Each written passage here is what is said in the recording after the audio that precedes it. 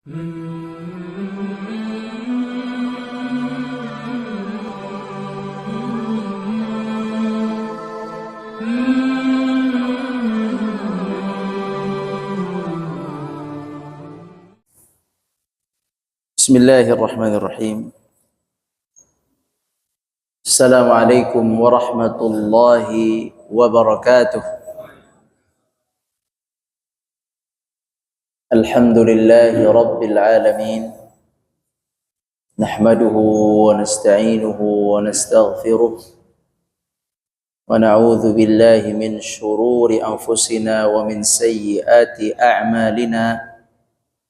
من يهده الله فلا مضل له ومن يضلل فلا هادي له أشهد أن لا إله إلا الله وحده لا شريك له وأشهد أن محمدا عبده ورسوله لا نبي بعده اللهم صل وسلم وبارك على نبينا محمد وعلى آله وصحبه أجمعين. اللهم لا علم لنا إلا ما علمتنا إنك أنت العليم الحكيم. اللهم فقهنا في الدين وعلمنا التأويل. اللهم ربنا إنا نسألك علما نافعا ورزقا طيبا وعملا متقبلا. اللهم زدنا علما وارزقنا فهما. اللهم آمين يا رب العالمين. Kaum muslimin jamaah salat maghrib yang dirahmati Allah subhanahu wa ta'ala.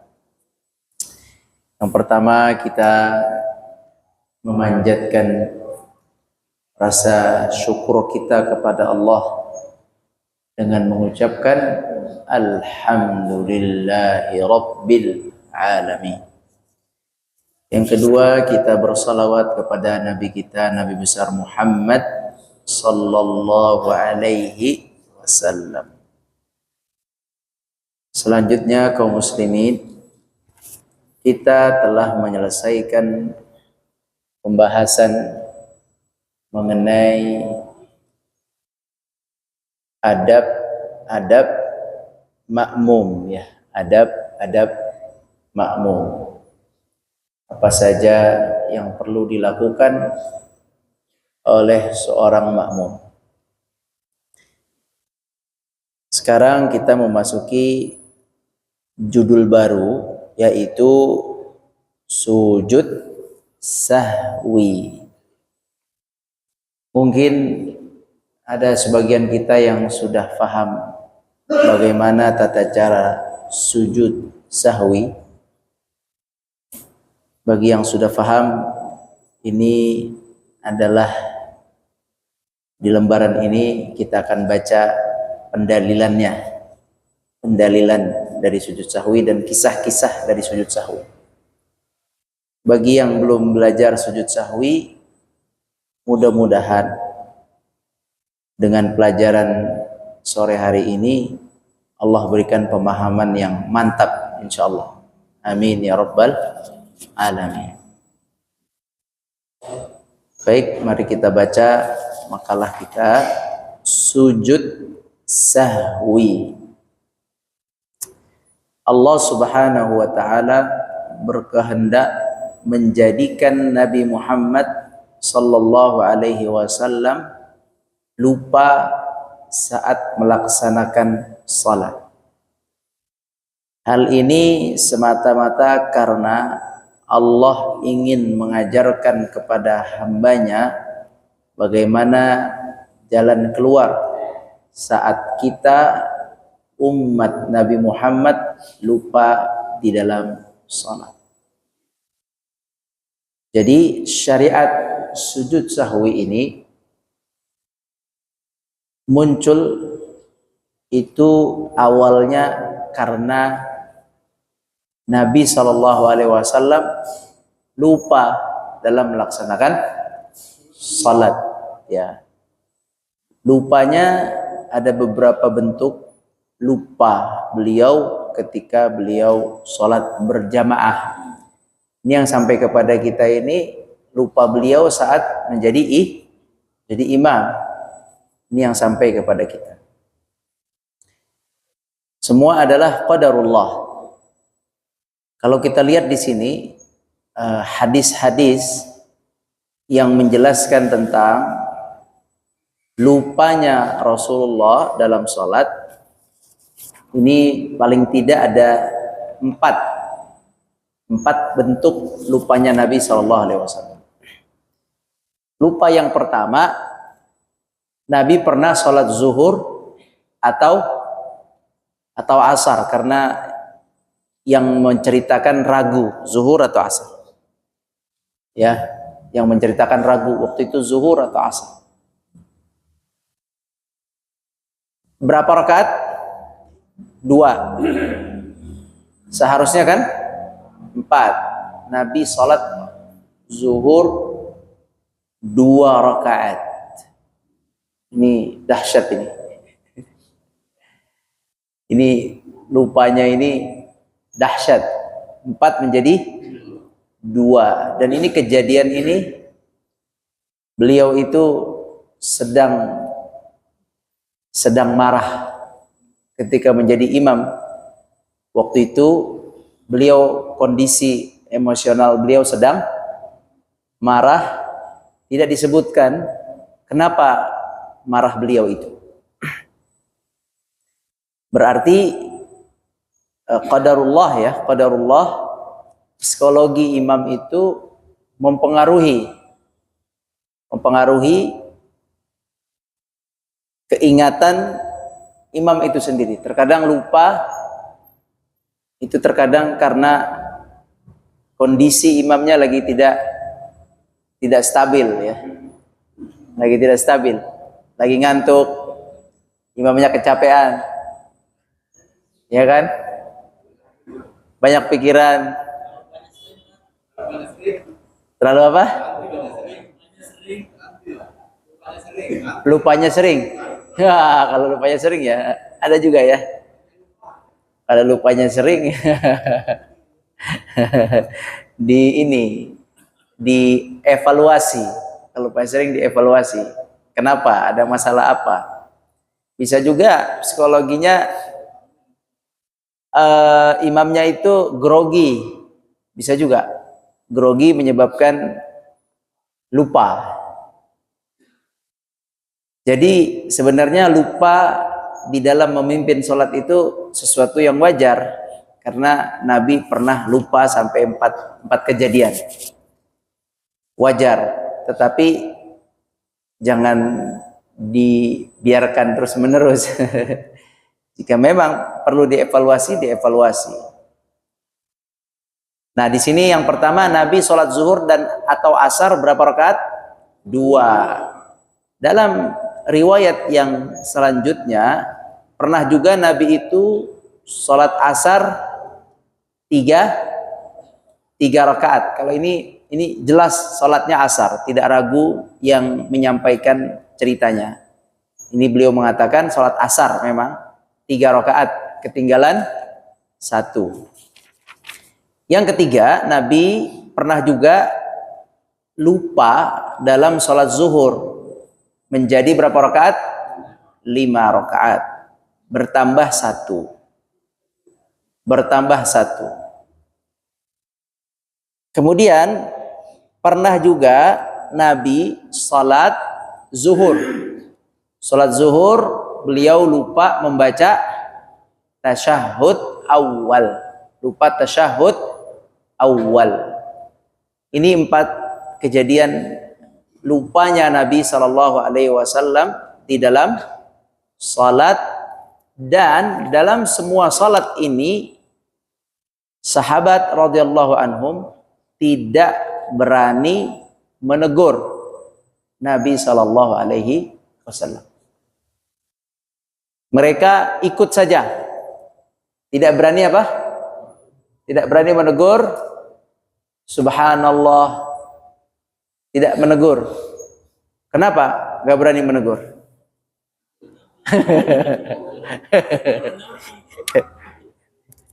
Rasul yang punya syariat, yang menyampaikan syariat, ya. Jadi sahabat tidak berani menegur dalam semua kejadian ini. Jadi kapan ditegurnya atau kapan Nabi sadarnya itu, yaitu kejadian ini nomor 1, nomor 2, nomor 3. Ini kejadiannya yang lupa rakaat, baik bertambah atau berkurang rakaatnya. Ini kejadiannya Nabi mengetahui dan menyadarinya itu setelah selesai sholat semua ini. Adapun yang nomor 4, yang tasyahud, Nabi lupa tasyahud, tidak ada yang menegur, tetapi sebelum salam beliau ingat. Mungkin di rakaat kesekian beliau ingat, oh ya tadi belum tasyahud, kemudian beliau ganti dengan sujud sahwi. Baik, sekarang kita akan baca satu persatu kisah lupanya Nabi SAW dalam sholat. Yang pertama, waktu itu Nabi sholat zuhur atau asar, jumlahnya 2 rakaat. Yang bercerita adalah Abu Hurairah radhiyallahu anhu. Beliau berkata, Nabi SAW pernah melakukan salah satu dari sholat petang. Salah satu dari sholat petang, yaitu zuhur atau asar. Hanya 2 rakaat saja. Kemudian langsung setelah itu Nabi berdiri dan bersandar di kayu di depan masjid sambil menggenggamkan tangan kanan ke tangan kiri. Jadi selesai sholat, beliau berdiri di depan masjid, ada kayu. Kita tidak tahu bagaimana bentuk kayunya, yang penting beliau berdiri dan bersandar di depan kayu, di depan masjid, sambil menggenggamkan tangan kanan ke tangan kiri gini. Dalam riwayat begini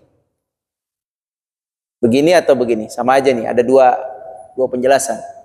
Ini kalau gini berarti apa namanya nih? Menyelak. Ini kemarin kita udah belajar, Pak. Melakukan ini kalau di dalam sholat ini makruh. Ya kemarin udah kan? Ini kalau gini makruh di dalam sholat. Kalau menunggu sholat, kalau dalam sholat udah pasti makruh. Dalam sholat sudah pasti makruh begini. Kalau menunggu sholat, menunggu berarti belum qomat, itu pendapat Imam Ibnu Hajar juga makruh juga. Sebelum sholat makruh, tahu makruh ya? Nggak berdosa dia, makruh aja seperti itu. Bagaimana dengan setelah sholat? Karena dalam hadis lain disebutkan Nabi setelah sholat begini dan sholat sudah selesai, maka setelah sholat melakukan seperti ini tidak apa-apa. Ya, yang tidak boleh tadi dalam sholat atau menunggu sholat. Kenapa menunggu sholat tidak boleh? Karena orang yang menunggu sholat seperti atau bagaikan orang yang sedang sholat. Orang menunggu sholat tuh dia dapat pahala seakan-akan sedang sholat sunnah. Maka tidak boleh begini. Tapi kalau sudah assalamualaikum, sudah selesai, maka dia begini, itu tidak apa-apa. Ini salah satu dalilnya hadis ini. Ini hadis ini menjelaskan Nabi berdiri setelah salam, Nabi berdiri, kemudian Nabi mengepalkan tangannya seperti ini. Dalam riwayat memasukkan menyela-nyela seperti ini. Ya, sambil bersandar ke kayu di depan masjid, di depan mihrab. Dan wajah beliau sedang marah, ya, dengan wajah marah. Tidak diketahui kenapa sebab marahnya beliau. Tapi begini, para kaum muslimin, Nabi itu kalau marah lebih sering diam atau komentar?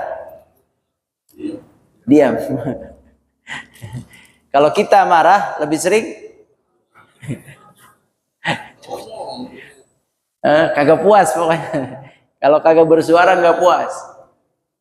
Kalau Nabi SAW marah itu beliau memilih diam.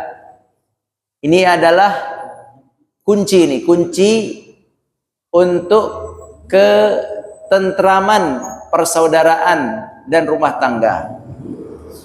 Jika terjadi marah, maka sebaiknya diam. tetapi bukan diam yang dendam, bukan, itu nggak benar itu. Ya, kalau diam dendam bukan ajaran Nabi. Ajaran Nabi adalah diam untuk menahan amarah dan untuk memaafkan. Jangan salah ini. Diam-diam ternyata di belakang nikam. Nggak benar kalau gitu. Diam-diam di belakang ngomongin. Waduh, itu sih bukan cara Nabi. Cara Nabi diam untuk apa?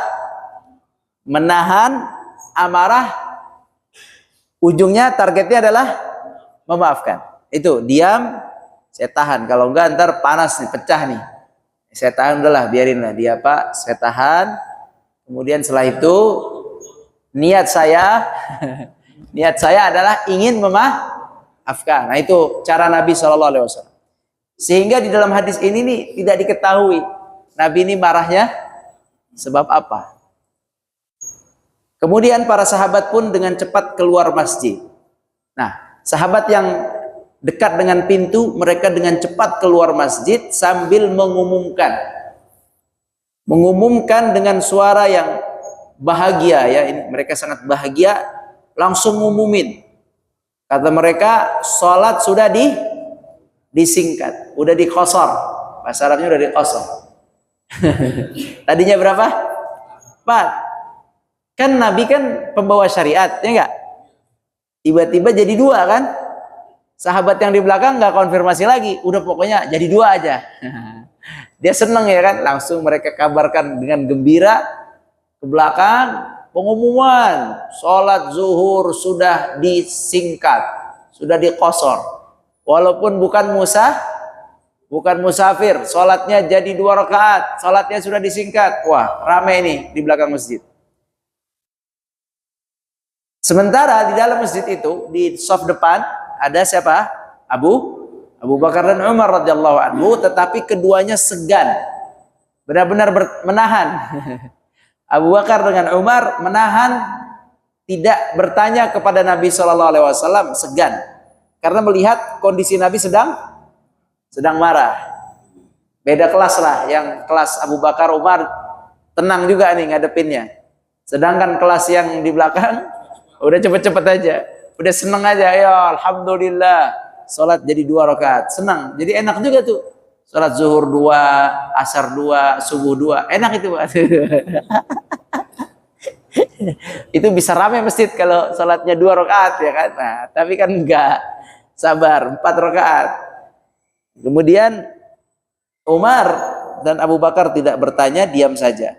Maka seorang sahabat yang dikenal dengan julukan Dzul Yadain, ini julukan beliau, Dzul Yadain, memberanikan diri untuk berdiri menuju Nabi SAW seraya bertanya, wahai Rasulullah, apakah engkau lupa ataukah memang sholat sudah disingkat rakaatnya? Gitu. Apakah engkau lupa tadi atau memang sholat itu sudah jadi 2 rakaat, sholat zuhur dan atau asar? Nabi menjawab, tidak dijadikan 2, tetap masih 4. Kemudian kata Dzul Yadain, jika demikian ya Rasulullah, berarti tadi engkau lupa. Kalau memang jumlahnya masih 4, berarti tadi kita sholat hanya 2, berarti engkau lupa ya Rasulullah. Kemudian Nabi pun menghadap kepada para sahabat, tadi di depan ya, beliau kembali menghadap kepada para sahabat, ingin memastikan apa benar tadi Nabi hanya sholat 2 rakaat. Nabi bertanya kepada para sahabat, apakah Dzul Yadain benar bahwa saya sholat hanya 2 rakaat tadi? Para sahabat pun menganggukkan kepala mereka sebagai isyarat, iya benar, Dzul Yadain benar. Nah, berarti ini kejadiannya apa? Rakaatnya kurang, kurang 2 bahkan. Nah, apa yang dilakukan oleh Nabi? Caranya adalah seketika itu Nabi langsung ke mihrab, langsung masuk ke tempat sholatnya di depan imam. Langsung Nabi takbir seperti biasa, takbir Allahu Akbar, dan sholat sampai sempurna 2 rakaat. Nggak pakai komat. Jangan komat lagi, Syekh. Langsung takbir Allahu Akbar, jamaah langsung menyusun mengikut, masuk shaf lagi, mengikut untuk sholat lagi bersama imam. Berapa tadi? 2. Sampai salam, berarti selesaikan. Kalau rakaatnya kurang, selesaikan sampai salam. Setelah itu baru beliau mengucapkan takbir sambil sujud. Jadi udah selesai nih. Assalamualaikum, assalamualaikum. Langsung di waktu itu beliau takbir lagi, Allahu Akbar, kemudian beliau sujud. Beliau baca doa sujud sahwi. Kalau tidak hafal doa sujud sahwi, maka bacalah Subhana Rabbiyal A'la. Udah itu aja baca, Subhana Rabbiyal A'la. Berapa kali? Ya, 1 kali sah, 2 kali, 3 kali sempurna. 1 kali sah, 2 kali boleh, 3 kali sempurna. Sempurnakan 3 kali. Setelah itu beliau bangkit dari sujud dengan mengucap lagi Allahu Akbar. Nah, namanya duduk di antara 2 sujud. Ini apa bacaannya? Ini bacaannya boleh sama dengan bacaan duduk di antara 2 sujud. Rabbighfirli warhamni wajburni dan seterusnya. Boleh baca itu. Kemudian beliau sujud lagi. Sujud lagi yang kedua. Kemudian setelah itu beliau bangkit dan mengucapkan Assalamualaikum warahmatullahi. Assalamualaikum warahmatullahi. Dah. Jelas ya? Jadi kalau rakaatnya kurang, bagaimana caranya? Tambah lagi 1 sampai selesai salam. Habis itu langsung sujud Allahu Akbar, duduk Allahu Akbar, sujud lagi Allahu Akbar, duduk lagi Allahu Akbar. Pakai tahiyat nggak akhirnya? Tidak perlu tahiyat lagi, tapi langsung salam karena tahiyatnya sudah tadi. Jadi sujud sahwi tidak ada tahiyat, hanya sujud 2 kali, bangkit ya, sujud 2 kali diselingi dengan duduk di antara 2 sujud. Setelah itu langsung salam, tidak ada bacaan lagi, langsung Assalamualaikum, Assalamualaikum. Baik, sekarang kisah Nabi sholat asar 3 rakaat. Ini hampir sama. Ini terjadi kekurangan rakaat ya, kekurangan rakaat. Rasulullah SAW pernah mengerjakan sholat asar dan beliau SAW pada rakaat ketiga dan beliau salam, beliau mengucapkan salam pada rakaat ketiga, yakni selesai rakaat ketiga. Kejadiannya ini juga sama, beliau sedang ada marah juga. Cuman tidak disebutkan apa amarah beliau.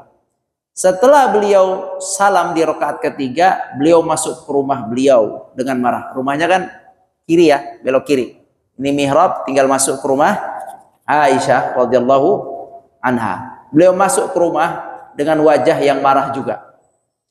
Kemudian seorang sahabat bernama Khirbak yang tulang tangannya panjang. Jadi dia punya tulang tangannya itu besar, dia panjang. Panjang lah, tidak seperti kita yang lainnya, dia agak panjang. Bukan panjang tangan mencuri, bukan. Emang tangannya, bentuk posturnya, tubuh postur tangannya panjang. Beliau mendatangi Nabi SAW seraya bertanya kepada Rasulullah mengenai sholat beliau tadi. Ya, Khirbak radhiyallahu anhu bertanya, ya Rasulullah, tadi engkau sholat berapa rakaat? 3 gitu. Kemudian mendengar itu Rasulullah SAW keluar dari rumah sambil wajah yang marah dan menarik sorbannya. Jadi sorbannya langsung ditarik aja, cepat-cepat keluar. Biasanya Nabi itu dipakai dulu, rapihkan dulu baru keluar. Ini tidak, Nabi langsung keluar dengan cepat sebab beliau juga sedang marah saat itu dan kita tidak tahu marahnya apa. Dan beliau menuju ke Ramayan, ke depan jamaah masjid. Kemudian beliau bertanya, apakah Khirbak ini benar? Apa benar tadi saya sholat hanya 3 rakaat? Mereka menjawab, iya benar. Maka beliau pun mengerjakan 1 rakaat hingga salam. Kemudian beliau melakukan 2 kali sujud dan salam. selesai. Sama ini. Kalau kurang rakaatnya, caranya cukup ditambah terus sampai salam selesai, kemudian sujud sahwi. At-tahiyatul lagi. Yang mana? Tahiyatnya kan sudah selesai di sholat. Tahiyatnya sudah selesai di sholat. Selesai tahiyat kita Assalamualaikum, udah selesai. Benar-benar sudah keluar dari sholat. Baru kemudian kita sujud Allahu Akbar. Dua kali sujud. Allahu Akbar, duduk, sujud lagi. Seperti itu. Tidak perlu tahiyat lagi. Ya. Yang ketiga, sholat zuhur 5 rakaat. Sholat zuhur berapa? 5. Yang cerita Abdullah bin Mas'ud radhiyallahu anhu, beliau berkata, Rasulullah SAW pernah mengimami kami salat zuhur sebanyak 5 rakaat. Setelah selesai, para sahabat pun membicarakan hal itu. Kemudian Rasulullah SAW bertanya kepada mereka,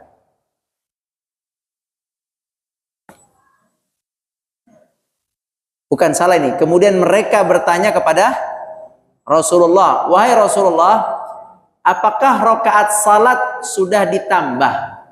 Kalau ini ditanya, kalau ini nggak diumumin. Kalau tadi yang dikurangi belum ada konfirmasi langsung pengumuman, senang. Kalau ini jadi 5 nih.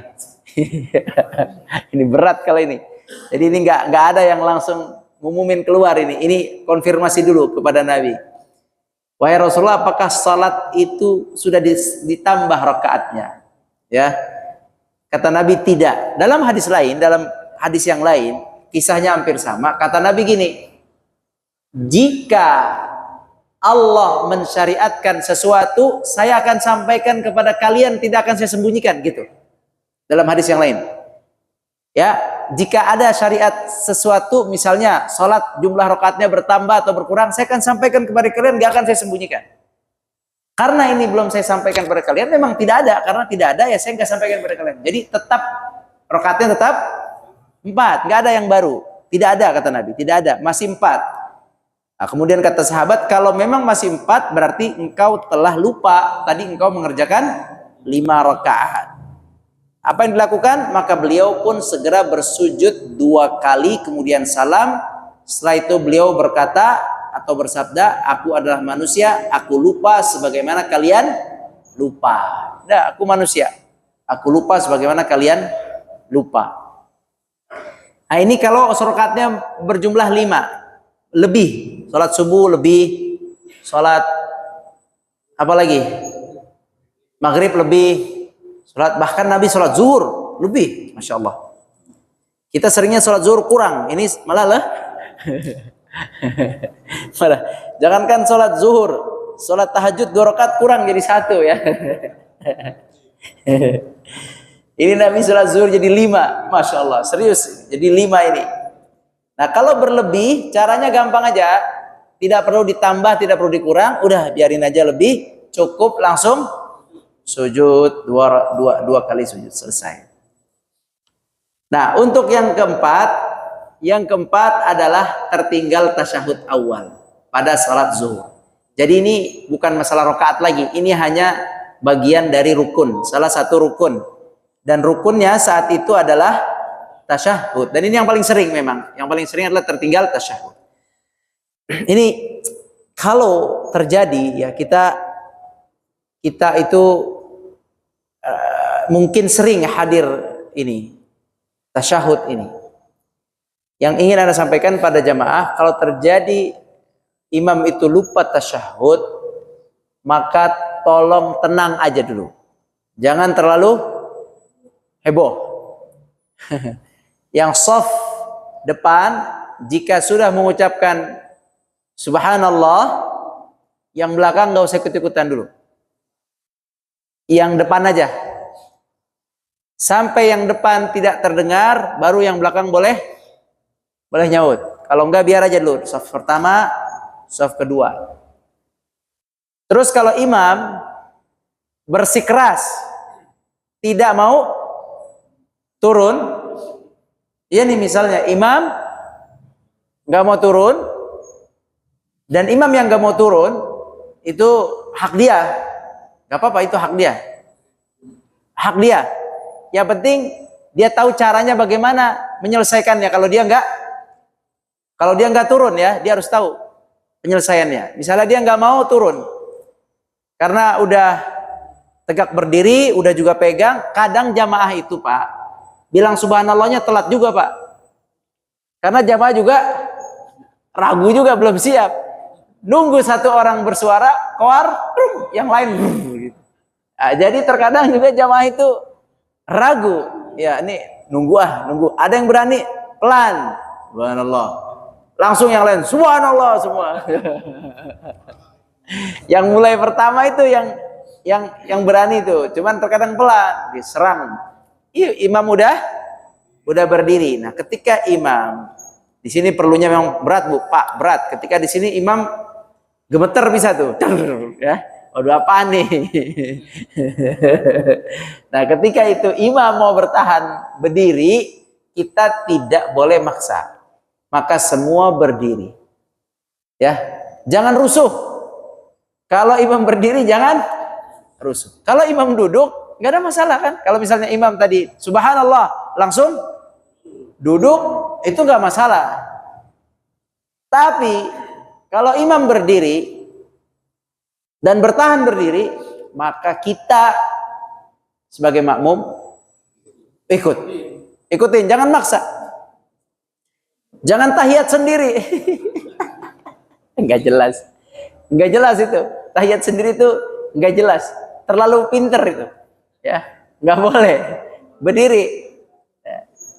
Nah berdirilah. Nah seperti ini keadaannya Rasul berdiri. Abdullah bin Buhainah beliau berkata, Nabi SAW pernah mengimami kami sholat zuhur lagi nih.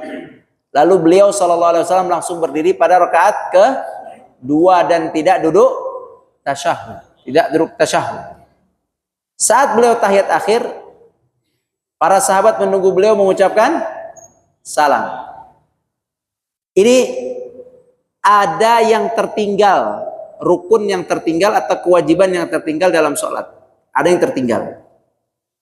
Caranya kalau seperti ini, di dalam sholat ada yang tertinggal, sujudnya kurang satu, atau tasyahudnya ketinggalan, atau lupa ruku.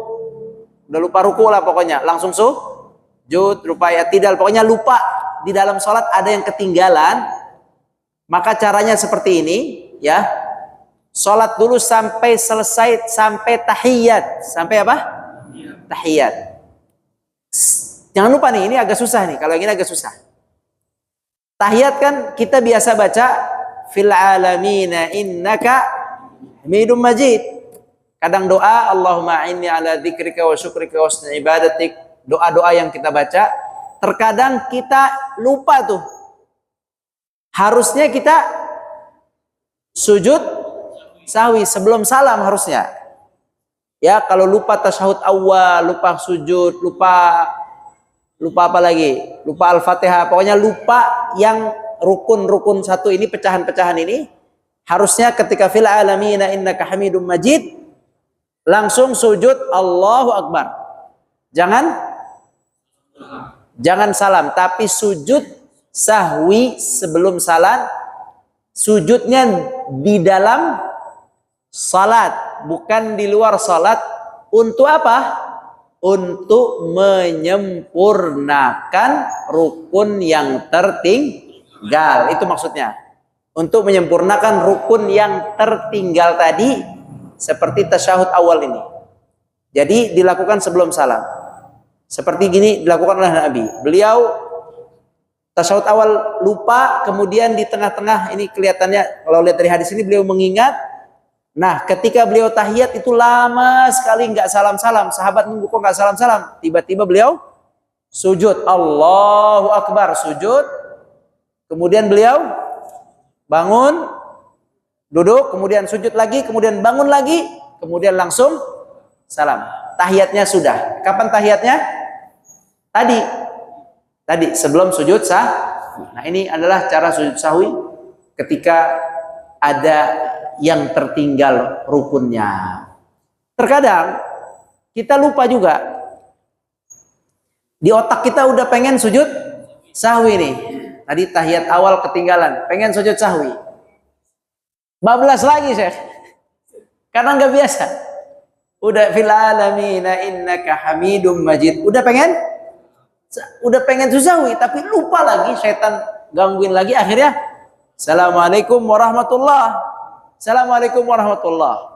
Nah, ini repot lagi nih. Gimana kalau kayak gini? Maka cara menyelesaikannya, silakan langsung sujud saja walaupun sudah salam. Udah nggak apa-apa. Assalamualaikum, assalamualaikum, langsung sujud di situ. Aduh, saya baru ingat. Tapi kalau ingatnya udah di rumah, nggak usah. Udah panjang. Tapi kalau masih di masjid masih bisa lakukan sujud sahwi. Kenapa perlu dilakukan sujud sahwi? Untuk membuat syaitan sedih. Karena kalau kita lupa dan kita tidak sujud sahwi, syaitan itu senang. Ya, supaya dia sakit hati, kita sujud sahwi. Wallahu a'lam. Nah, silakan. Ada pertanyaan? Yo, silakan. Tadi ketika ada jamaah katanya. Ya. Imam lupa salah satu rukun, misalkan rukun atau baca Fatihah atau salat awal, kita peringatkan subhanallah. Ya. Tapi imam tetap. Ya. Kita tunggu Ada. sampai imam mau salam kan? Berarti harus sujud sahwi. Sebelum salam. Ya. Sujud sahwi. Betul. Tapi imam tetap salam. Ya. Kita ikut atau kita sujud sahwi sendiri atau setelah salam baru kita sujud sahwi. Ya. Jadi dalam bab sujud sahwi, barang siapa yang bermakmum sholat bersama imam, tidak boleh sujud sahwi sendiri. Betul, ini pertanyaan penting. Bagus. Jadi ketika imam lupa sujud sahwi, harusnya kan dia sujud sahwi dulu baru salam kan? Kita udah nunggu nih, udah ngerti nih. Lah, imam malah salam. Lah, saya sujud sahwi sendiri. Nggak boleh kayak gitu. Nggak boleh.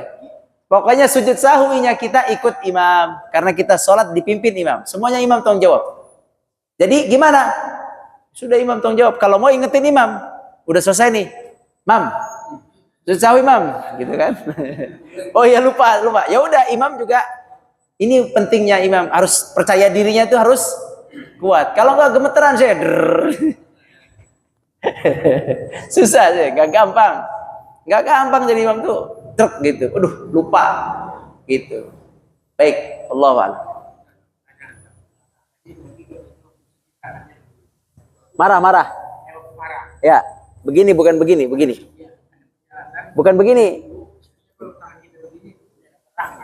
iya. Bukan gini, ada hadis kita nggak boleh begini saat salat. Paham? Saat salat nggak boleh begini.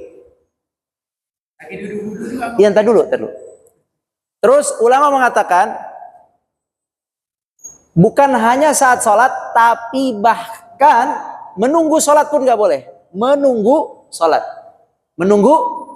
nggak boleh menunggu salat begini. Menunggu qomat begini nggak boleh. Karena orang yang menunggu salat dapat nilai seperti sedang, maka nggak boleh begini. Bahkan orang jalan dari rumah ke masjid pun nggak boleh begini. Nah, kapan boleh begini? Setelah salam. Selesai sholat itu tidak ada masalah. Di luar sholat nggak ada masalah. Yang nggak boleh itu di perjalanan menuju sholat, sebelum sholat, waktu sholat. 3 itu tidak boleh. Setelah itu diperbolehkan. Wallahu a'lam. Kalau sholat sendiri, ya. Kalau setelah rakaat kedua, sendiri, ya. Kalau rakaat ketiga baru ingat, ya udah. Langsung. Sebelum salam sujud sahwi. Ya, ini rakaat. Setelah 2 rakaat lupa. Ya. Setelah rakaat ketiga baru ingat. Ya. Duduk apa enggak? Enggak usah. Ini Nabi lanjut aja. Nabi ingat kan ini? Cuman nggak tahu nih Nabi ingat di mana nih? Di rakaat ketiga atau keempat nggak tahu. Tapi Nabi ingat. Nabi nggak balik lagi, biarin aja. Tinggal diganti dengan susah. Nah. Gimana solusinya kalau kita ada imam yang kita sholat duha bacaan nama autornya. Karena emang nggak apa-apa nggak kedengeran. Salat zuhur. Ya sebelumnya bahasa kita imamnya itu nggak boleh kedengeran sama sekali baca takbirnya. Oh takbirnya. Mic-nya mati kali. Dia jadi imam tapi baca takbirnya itu sangat kuat sekali, hampir-hampir kayak dia sholat sendiri. Iya ya. Iya nggak boleh. Iya. Tebak dulu. Ada ya dikasih tahu. Banyak yang seperti itu, jadi dia kayak sholat sendiri jadi takbirnya itu. Terus nggak pakai mic kadang juga iya. Ya harusnya nggak begitu. Harusnya yang kencang, Allahu Akbar, yang terdengar atau pakai mikrofon. Ya itu perlu dievaluasi. Nah, mereka Ada dari mengatakan bahwa itu kan wajib. Rukun. Kemudian berapa lama imam berhenti sebelum baca Fatihah? Iya. Nggak ada keterangan berapa menitnya. Nggak ada keterangan. Berhenti sejenak aja. Sejenak itu cukup baca. Iya, dikadarkan saja cukup baca Al-Fatihah dengan sir. Dikadar aja. Alhamdulillah tidak ada ketetapan berapanya. Sudah ya? Wallahu a'lam. Mas Marwan udah megang mikrofon mau azan. Mari kita tutup pengajian kita dengan sama-sama baca kafaratul majlis. Subhanakallahumma bihamdik, asyhadu an la ilaha illa anta, astaghfiruka wa atubu ilaik. Assalamualaikum warahmatullahi wabarakatuh.